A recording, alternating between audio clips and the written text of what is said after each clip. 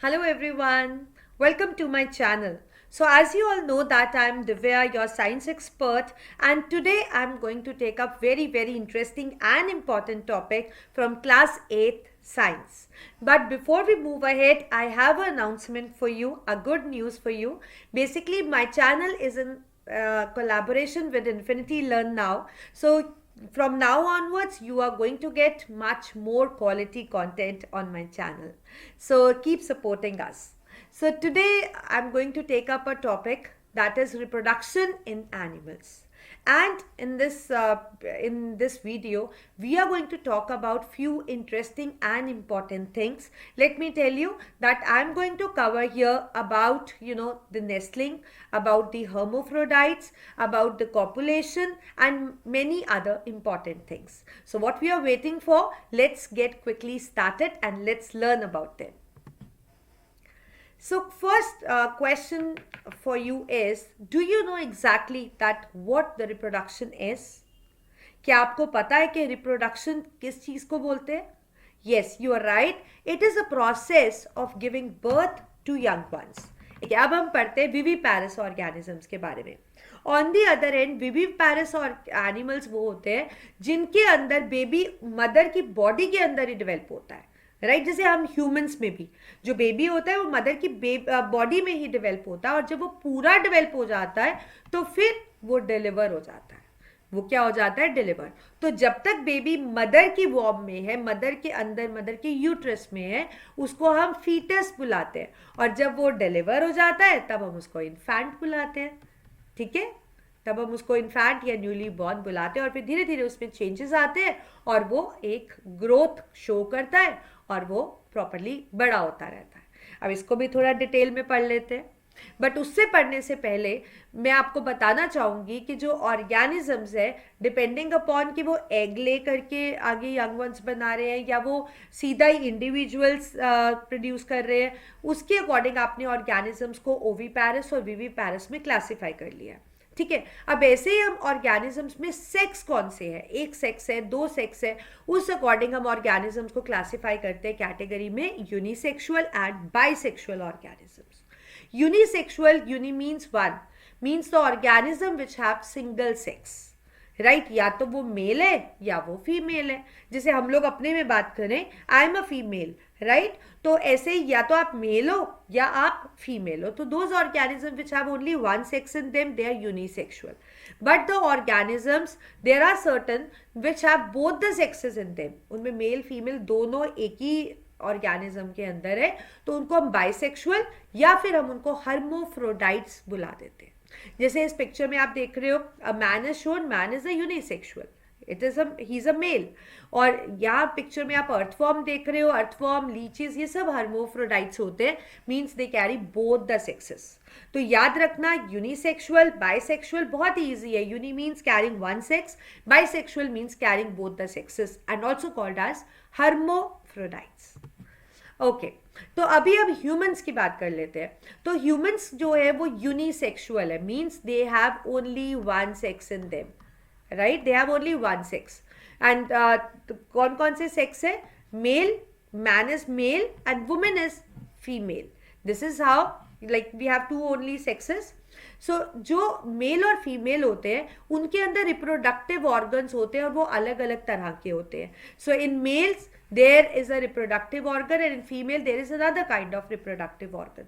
तो जो भी reproductive organs हैं उनके लिए एक special term use की जाती है, that is called as gonads. ठीक है, तो रिप्रोडक्टिव ऑर्गन्स को आज के बाद आप एक और टेक्निकल टर्म से बुला सकते हो, गोनाड्स. ओके, अब गोनाड्स की अगर मैं बात करूं तो मैन जो कि मेल है, मेल के अंदर जो रिप्रोडक्टिव ऑर्गन है, मेल रिप्रोडक्टिव सिस्टम, ये आपको दिया गया है.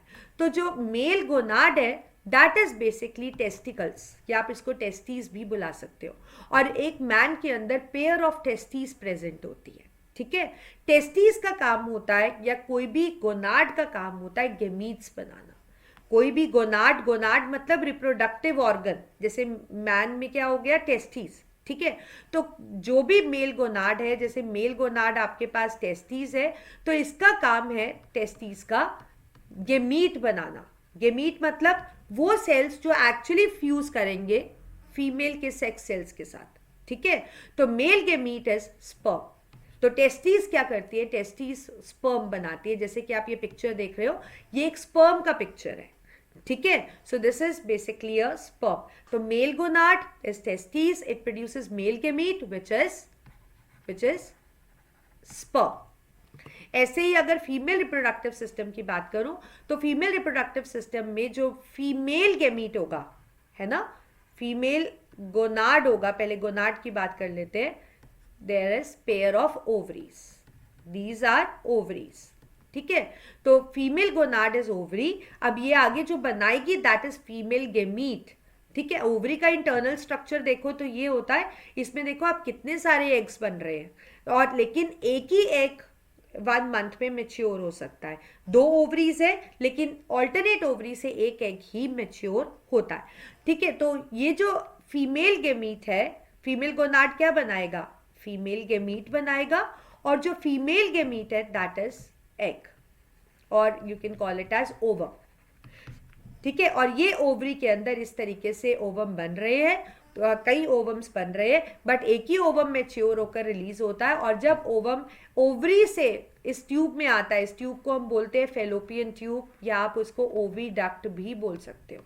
तो जब इसके अंदर आता है, ठीक है, हर मंथ रिलीज होता है, इस प्रोसेस को हम बोलते हैं ओव्यूलेशन। इस प्रोसेस को क्या बोलते हैं, ओव्यूलेशन। तो रिप्रोडक्शन होने के लिए मतलब रिप्रोडक्टिव ऑर्गन्स तो होने ज़रूरी है, गेमीट्स होने ज़रूरी है, लेकिन फीमेल रिप्रोडक्टिव सिस्टम में ओव्यूलेशन भी होना ज़रूरी है। अगर ओवरी से एग रिलीज ही नहीं होगा तो आगे प्रोसेस आगे कैसे बढ़ेगा, अंडरस्टूड। तो अब हमारे पास हो गए रिप्रोडक्टिव ऑर्गन्स, गोनाड्स, मेल में टेस्टिस एंड फीमेल में ओवरीज। अब मैंने आपको बताया ये प्रोड्यूस करते हैं स्पेशल तरह के सेल्स जो आगे पार्टिसिपेट करेंगे फर्टिलाइजेशन में, मतलब जिनका एक्चुअल फ्यूजन होगा। जैसे हमने बताया था ना कि मेल से एक सेल आता है फीमेल से, जो फ्यूज करते हैं जिनके न्यूक्लियस फर्टिलाइजेशन में, so they are called as gametes. तो मेल गेमीट आपके पास क्या है, स्पर्म जो टेस्टिस से प्रोड्यूस हुआ है, और फीमेल गेमीट क्या है आपके पास, ओवम या एग जो कि ओवरी से प्रोड्यूस हुआ है। अब उसके बाद क्या होता है, लेट्स से मेल्स के अंदर स्पर्म्स बन गए और फीमेल्स के अंदर एग मेच्योर होकर एग मेच्योर हो गए और एग ओव्यूलेट भी हो गया, मतलब फेलोपियन ट्यूब में भी आ गया यहाँ पे, ठीक है। तो उसके बाद क्या होता है, फर्टिलाइजेशन। फर्टिलाइजेशन होने से पहले या फर्टिलाइजेशन होने के लिए ये एक्ट जरूरी होता है, that is copulation. And what is copulation, it is mating of male with female. Mating of male with female एक ऐसा एक्ट जिसके अंदर जो मेल है वो अपने स्पर्म्स फीमेल वेजाइना से इंसर्ट करता है फीमेल रिप्रोडक्टिव ट्रैक्ट में। Okay, so what is copulation? We can define copulation as an intercourse also, or mating of male with female.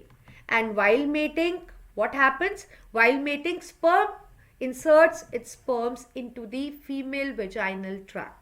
अब ये स्पर्म्स यहाँ से मूव होते जाते हैं, मूव होते होते फेलोपियन ट्यूब में जाते हैं। एक सेक्रीशन में बहुत सारे स्पर्म्स होते हैं, मिलियन ऑफ स्पर्म्स होते हैं, बट उसमें से एक ही स्पर्म होता है which is capable of lysing the ovum wall. ये जो ओवम की वॉल है उसको लाइज सिर्फ एक ही स्पर्म कर सकता है, that is the lucky one sperm, okay. लेकिन मैंने आपको बताया फर्टिलाइजेशन होने के लिए ओव्यूलेशन होना बहुत जरूरी है, मतलब एग फेलोपियन ट्यूब में होगा तभी फर्टिलाइजेशन हो सकती है, क्योंकि स्पर्म ओवरी के अंदर नहीं जा सकता है। तो जब एक स्पर्म, जैसे कि यार आप देख रहे हो, इसको लाइस कर लेगा, ओवम की वॉल को तोड़ लेगा, तो स्पर्म और एग के जो न्यूक्लियस है लाइस होने के बाद वो दोनों आपस में फ्यूज कर जाएंगे, और पहला सेल जो फर्टिलाइजेशन के बाद बनता है दैट इज जाइगोट। और फिर धीरे धीरे जाइगोट में डेवलपमेंट होती है।